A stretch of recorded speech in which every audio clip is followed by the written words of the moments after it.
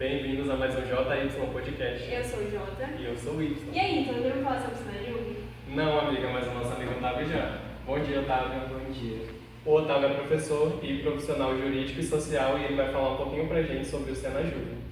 E aí, Otávio, tudo bem? O que é o Sinajug e qual é o seu maior objetivo? Bom dia, Jamile, tudo bem? O Sinajug é o Sistema Nacional de Juventude e ele figura como basicamente um aglomerado de regimentos que vai facilitar a vida dos jovens brasileiros entre 15 e 29 anos, com facilitações em áreas do trabalho, facilitações com acesso e permanência na escola, cultura, lazer, esporte, e ele figura nessa área, sem distinções, sem levar em consideração classes sociais, classe econômica, orientação sexual, e o principal objetivo deles é elevar a qualidade de vida dos jovens de um modo geral. E aí, tu pode dizer pra gente alguns dos direitos que os jovens têm pelo sistema? Sim, os jovens, por si só, eles têm vários direitos, né? Já previsto na Carta Magna de 1988, como escola, moradia, educação, lazer, transporte. Tudo isso foi reagrupado e colocado no Sinajug, que, como eu disse anteriormente, é o Sistema Nacional de Juventude. Ele basicamente atuou como um fortalecedor dessa política que já existia por meio da Constituição, para implementar ainda mais essa cultura de facilitar a vida dos jovens na sociedade brasileira. Você falou muito sobre educação e eu queria saber a sua opinião e também saber se isso também inclui a educação superior, né? E junto eu queria saber a tua opinião sobre o sistema e a educação superior no Brasil. Existem várias esferas que qualificam a educação. Como, por exemplo, no Estado e no município nós temos as educações que são obrigatórias. O Estado tem a obrigação de prover uma vaga na escola estadual, igualmente a municipal.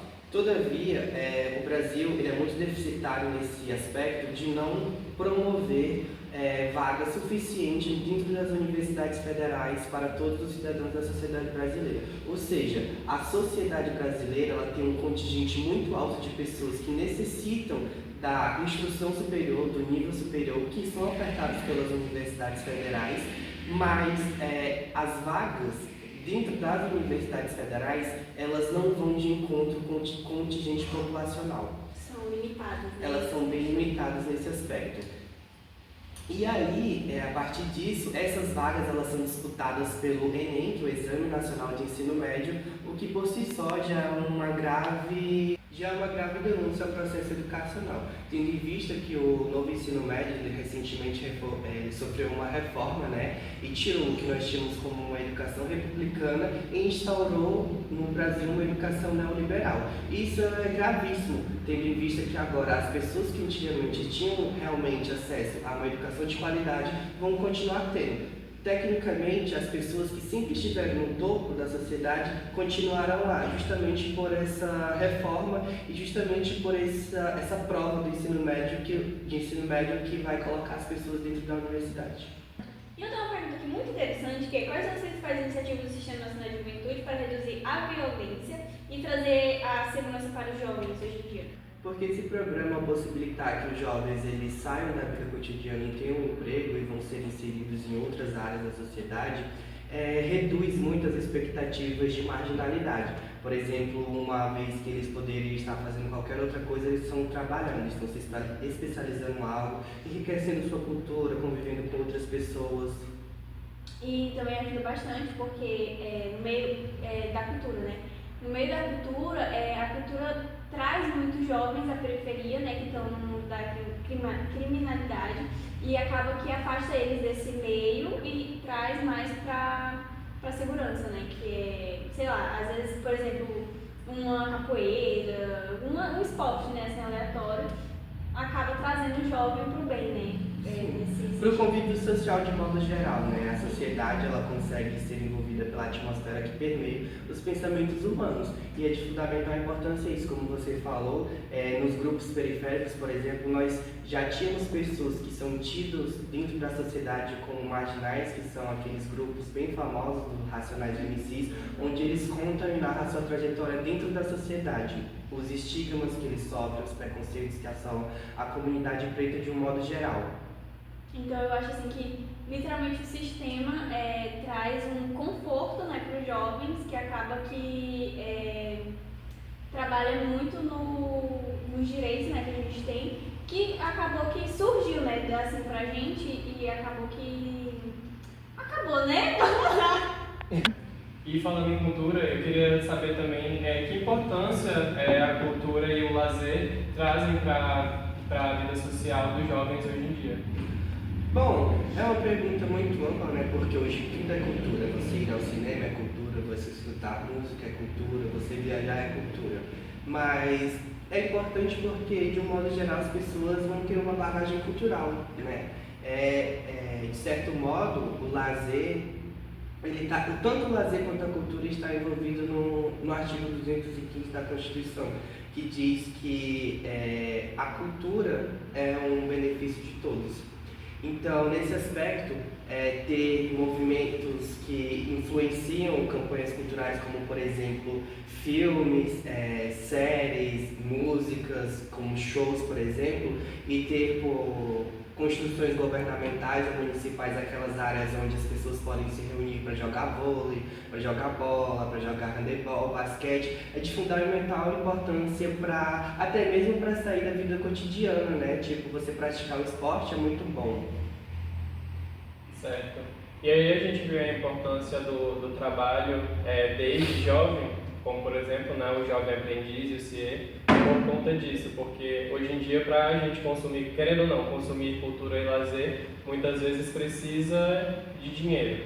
E a gente vê em regiões marginalizadas ou regiões rurais, a gente não vê tanto esse acesso à cultura e lazer, né? E a gente vê a economia deles por conta disso, porque para a gente é mais fácil a gente ter acesso porque está no nosso ambiente, está mais perto em questão de locomoção, mas para eles, não. O dinheiro que eles gastariam por exemplo, para ir ao cinema, eles gastam só para locomoção ou para comprar comida ou questões básicas. É verdade, nesse aspecto nós temos aqui no Brasil um geógrafo chamado Milton Santos que ele estuda o postulado da sociedade brasileira e vê que a grande massa da população ela foi restringida à marginalidade, ou seja, a sociedade ela se organizou de um modo que os centros citadinos urbanos de grandes culturas eles ficam afastados da grande massa, ou seja, da periferia. E é exatamente nisso, até tem uma autora brasileira que se chama Carolina Maria de Jesus, que conta que o dinheiro, justamente o que você falou, que o dinheiro que ela e os filhos gastariam para assistir o cinema não seria suficiente nem mesmo para custear o transporte de ônibus que eles gastariam, por morar longe desses centros comerciais e culturais. Certo. Bom, obrigado, Otávio, pela participação, obrigado pela sua opinião sobre esses assuntos e obrigado por apresentar para a gente o assunto do Senajuv, que é muito importante e que não é tão conhecido pelos jovens de hoje. E é isso, galerinha. Vocês têm também que se informar bastante sobre o Senajuv, que é muito importante para a gente jovens e estudantes. A gente tem que manter bastante informado sobre tudo que rola pra gente. Eu sou o Jota. Eu sou o Y e esse foi mais um JY Podcast. Bem-vindos ao JY Podcast. Bem-vindos ao JY Podcast. Eu sou o Jota. Eu sou o Y. Eu queria saber também como esse sistema de juventude reduz... uma grave... Voltando. É uma grave denúncia, né, ao processo educacional. Da educação que é... Voltando. Já uma grave denúncia ao processo educacional no Brasil, porque recentemente nós tivemos...